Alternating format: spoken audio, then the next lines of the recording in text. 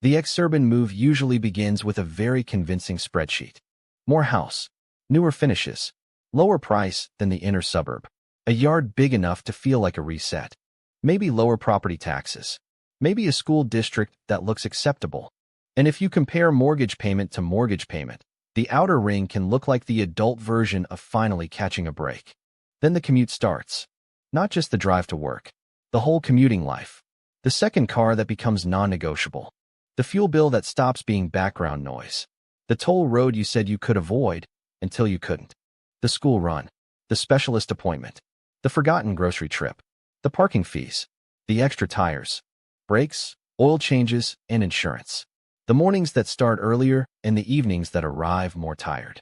This is why so many edge of metro moves look better on paper than they feel in practice. The household is pricing the house, but living the geography. And geography has a monthly bill. For decades, Americans have been taught to separate housing from transportation in their mental budgets. The house is one decision. The drive is just part of life. But that separation gets weaker the farther out you go, especially for households that still depend on regular in-person work, school, care visits, or multi-stop daily routines. That is the real Exurban trade-off. The house may be cheaper.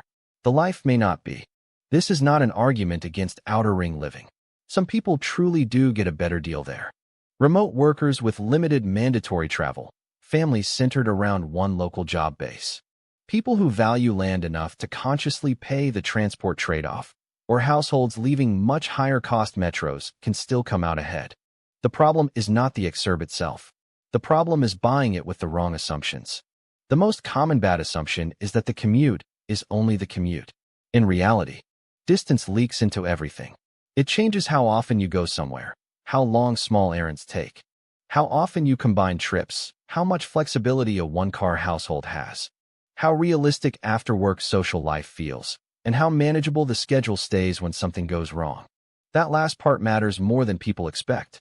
A geography can feel efficient when the routine is stable. It feels very different when a child gets sick at school, when a parent needs repeated appointments. When hybrid work becomes more office-heavy, when gas spikes, or when one driver's day no longer lines up with the others. The outer ring plan often depends on a very stable version of life. Place decisions should not be judged only by their best-case routine. Hybrid work has made this harder to judge, not easier. A household commuting 2 or 3 days a week may assume the outer ring penalty has mostly disappeared. But partial commuting often creates the most deceptive math. You still need the cars, the fuel, the maintenance pattern, and the schedule coordination. You just lose enough routine to underestimate how expensive the overall movement system remains. There is also a time cost problem that relocation content often softens or ignores. Many households can technically afford the edge move. The issue is not bankruptcy. The issue is fatigue. A place can be financially tolerable and still wear down the household through time loss, fragmented schedules, and constant low-grade travel friction. Over time, that friction becomes part of whether the place still feels worth it. That is why the strongest affordability question is not, what is the mortgage? It is, what does the household spend to make this location function? Housing and transportation belong in the same sentence because the trade-off is physical, not abstract. Save on the house, spend on movement. Save on interior square footage. Lose on time. Gain privacy, lose spontaneity. Gain yard, lose proximity. Sometimes that is a smart exchange. Sometimes it is a slow budget trap wearing the costume of a good deal. This is especially important for households trying to use outer ring housing as a long-term strategy rather than a short-term upgrade.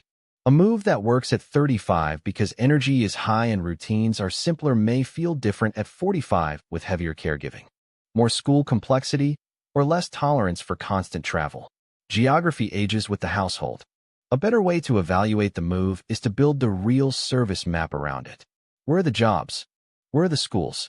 Where is the pediatrician, the specialist, the reliable grocery, the hardware store, the gym, the social life, the airport route, the family support? If most of those arrows point inward toward the metro every week, then the location is not simply outside the city. It is dependent on the city in a very expensive way. This is where inner ring and middle ring suburbs often outperform their own sticker prices. They may cost more upfront, but the place may require less movement to function. One fewer car, shorter routine trips, greater schedule flexibility, less household stress when plans break.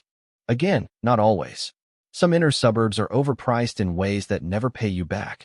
Some exurban towns are gradually building enough services to reduce the penalty. Some remote workers really can reclaim the trade-off and enjoy the extra space. But the mistake is assuming the outer ring automatically equals value. Value depends on dependency. If the household still depends heavily on the metro core for work, medicine, school, or routine quality of life errands, then the exurban house is not a standalone bargain. It is a cheaper shell attached to a more expensive pattern of movement. The more honest version of relocation advice would say this clearly. Edge growth is easiest to sell when housing is isolated from transportation, time, and stress. It is easiest to live with when those costs are genuinely lower than people fear. The whole game is figuring out which kind of place you are actually looking at. One useful question is whether the place still works when one variable changes against you. One more office day, one child activity added midweek, one parent needing repeat appointments, one lost remote work arrangement, one gas price spike. If one ordinary shift makes the geography feel strained, the household was not really buying resilience. It was buying a narrow margin.